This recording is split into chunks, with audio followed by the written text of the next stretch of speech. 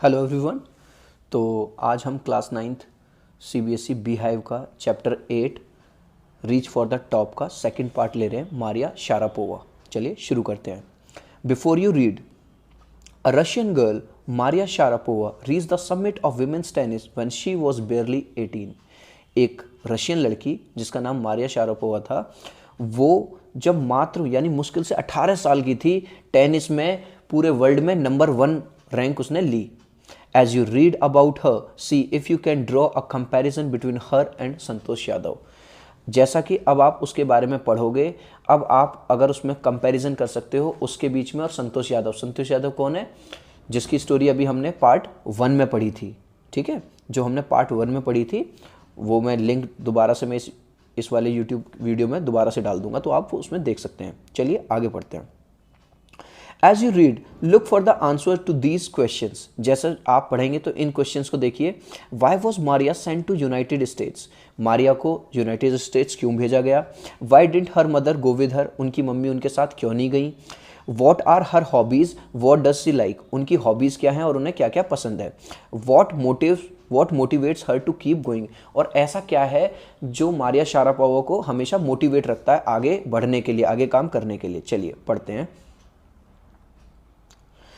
There is something disarming about Maria Sharapova, something at odds with her ready smile and glamorous attire।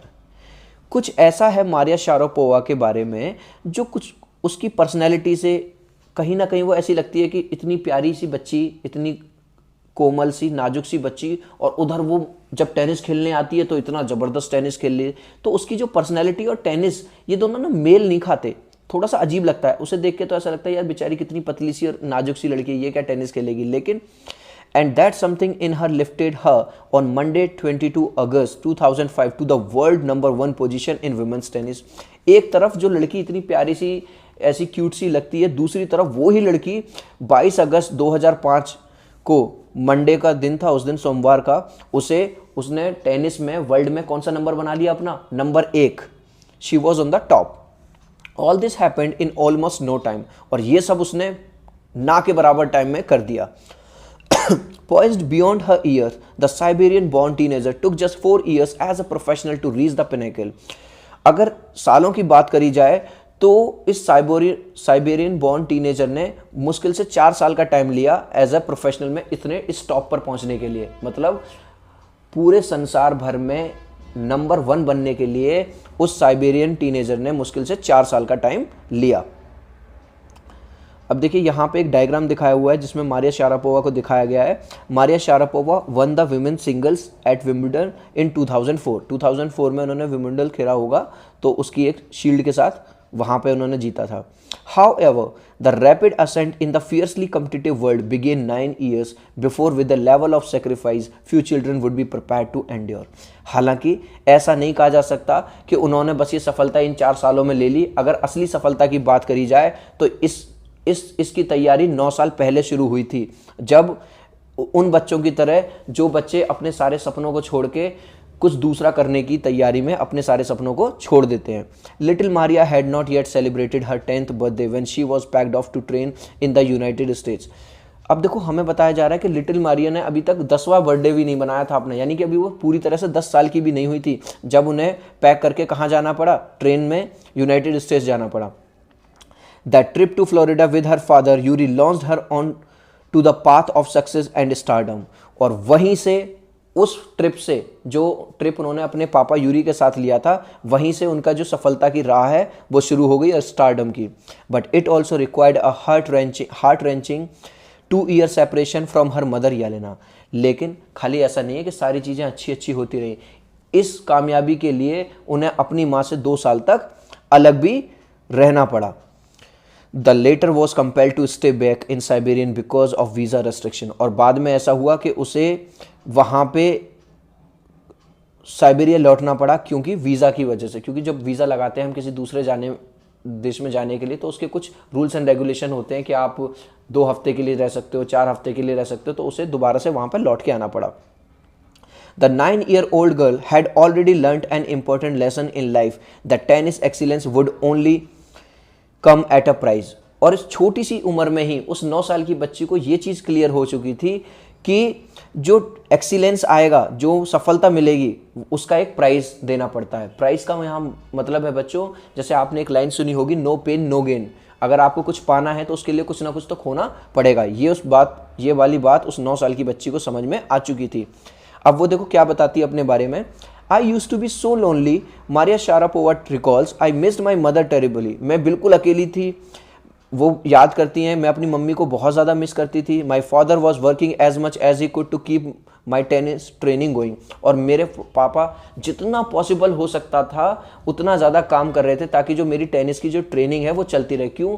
क्योंकि भाई tennis की अगर training करेंगे तो उसमें पैसा लगेगा, कोच का पैसा जाएगा, एकेडमी का पैसा जाएगा, रहने का पैसा जाएगा। तो उसके पापा को ज़्यादा से ज़्यादा काम करना पड़ रहा था ताकि उनकी बच्ची कर पाए, ताकि वो जो पैसा हो वो उसके लिए खर्च कर पाए। सो he couldn't see me either, तो मेरे पापा भी मुझसे ज़्यादा मिल नहीं पा रहे थे। ठीक है, because I was so young I use to go to bed at 8 PM, क्योंकि मैं बहुत छोटी थी तो लगभग मैं 8 बजे सोने चली जाती थी। The other tennis peoples would come in at 11 PM, और जो बड़े जो बच्चे थे, जो दूसरे लोग थे जो टेनिस की तैयारी कर रहे थे, वो करीबन रात को 11 बजे आते थे। And wake me up and order me to tidy up the room and clean it. और क्योंकि उस टाइम मुझे रूम शेयर करना पड़ता था तो वो आते थे और मुझे सोते हुए को उठा देते थे और मुझसे कहते थे कि रूम साफ करो। Instead of letting that depress me I became more quietly determined and mentally tough. लेकिन इन सब चीज़ों को भी मैंने अपने ऊपर हावी नहीं होने दिया, बल्कि मैंने इन सब चीज़ों को अपना हथियार बना लिया और मैं और ज़्यादा मेंटली टफ हो गई। I learn how to take care of myself. मैंने सीखा कि मैं अपने आप अपनी सुरक्षा या अपना ध्यान कैसे रख सकती हूँ। I never thought of quitting because I knew what I wanted. और मैंने कभी एक भी बार, हालांकि ऐसा नहीं है कि मुझे दिक्कत नहीं हुई, मुझे काफ़ी सारी दिक्कतें हुई, लेकिन फिर भी कभी भी मैंने हार नहीं मानी, कभी भी मैंने ये नहीं छोड़ा कि मैं छोड़ दूंगी टेनिस, नहीं, क्योंकि मुझे अच्छी तरह पता था मैं आखिर चाहती क्या हूँ। When you come from nothing and you have nothing, then it makes you very hungry and determined। अब देखो मारिया शारापोवा यहाँ हमें क्या कहती हैं, जब आप एक ऐसा बैकग्राउंड से आते हैं जहाँ पे आपके पास कुछ नहीं था और अभी भी आपके पास कुछ नहीं है, तो ये जो सर्कमस्टांस है आपको और ज़्यादा हंगरी से मतलब यहाँ पे फूड वाले हंगरी से नहीं है, यहाँ पे मतलब है कि वो आपको गोल की तरफ और ज़्यादा आपको प्रेरित करती हैं कि आप वो अपना गोल लेके रहूंगी। एंड डिटरमिन्ड, वो आपको डिटरमिन्ड बनाती हैं। I would have put up with much more humiliation and insults than that to steadfastly pursue my dream. ऐसा नहीं है, अपने ड्रीम को पूरा करने के लिए अगर मुझे इससे भी ज़्यादा ह्यूमिलेशन झेलना पड़ता, इससे भी ज़्यादा मुझे प्रॉब्लम होती, तो भी मैं अपने जो मेरा सपना था टेनिस में नंबर 1 बनने का, मैं कभी भी उस पर गिव अप नहीं करती, कभी भी मैं छोड़ती नहीं। That toughness runs through Maria even today. और आज भी मारिया के अंदर वो टफनेस आज भी है। It was the key to her bagging the women's singles crown at Wimbledon in 2004 and to her meteoric rise to the world number 1 spot the following year. और ये ही जो टफनेस थी, इसी की वजह से वो 2004 में जो क्राउन जीत पाई विमेन्स सिंगल्स का विमल्डन 2004 में, और उसी के अगले साल यानी 2005 में उसने नंबर 1 का खिताब भी हासिल कर लिया। While her journey from the frozen plains of Siberia to the summit of women's tennis has touched the hearts of tennis fans. For the youngsters herself, there appears to be no room for sentiment. हालांकि while her journey from the frozen plains of, क्योंकि जहाँ Siberia से आई थी वहाँ बहुत ज़्यादा ठंड थी, to the summit of women's tennis has touched the hearts of tennis fans। अब क्योंकि वो एक छोटी सी जगह से जहाँ से आई थी और यहाँ पे उसने प्रैक्टिस करके फाइनली नंबर 1 पे जब उसने अपना प्लेस बना लिया, तो जो उसके जो टेनिस फैंस होते हैं, अब जैसे आप जानते हो विराट कोहली है, अब विराट कोहली इतना अच्छा खेलता है, इतना अच्छा परफॉर्म कर रहा है, अब वो कैप्टन भी बन चुके हैं, तो हर कोई उन्हें पसंद करता है, उनके फैन फॉलोइंग बहुत ज़्यादा है। ऐसे ही इनकी फैन फॉलोइंग अब बहुत ज़्यादा बढ़ने लगी। For the youngster herself there appears to be no room for sentiment. पर ये प्रोफेशनल प्लेयर हैं, इनके लिए सेंटिमेंट्स मतलब भावनाओं वगैरह में बहने वाली ये नहीं है, इन सब चीज़ों का इनके जीवन में कोई महत्व नहीं है। The straight looks and the answer she gives when asked about her ambition make it amply employee clear that she consider the sacrifices were worth it. और जब उनसे सवाल पूछे जाते हैं और जिस तरह से वो आंसर देती हैं तो उस चीज़ से बिल्कुल क्लियर हो जाता है कि जो भी उन्होंने अपने जीवन में सेक्रीफाइस किए हैं वो बिल्कुल ज़रूरी थे और उन्होंने कोई गलती नहीं की वो सेक्रीफाइस करके। अगर वो सेक्रीफाइस ना करती तो आज वो इस पोजीशन पे ना आ पाती। I am very competitive, I work hard at what I do. मैं बहुत ज़्यादा कॉम्पिटिटिव हूँ, कंपटीशन वाली फीलिंग रखती हूँ और मैं बहुत कठिन परिश्रम करती हूँ। इट्स माई जॉब, ये मेरा काम है। दिस इज हर मंत्र फॉर सक्सेस, और यही उनका मंत्र है सफलता का।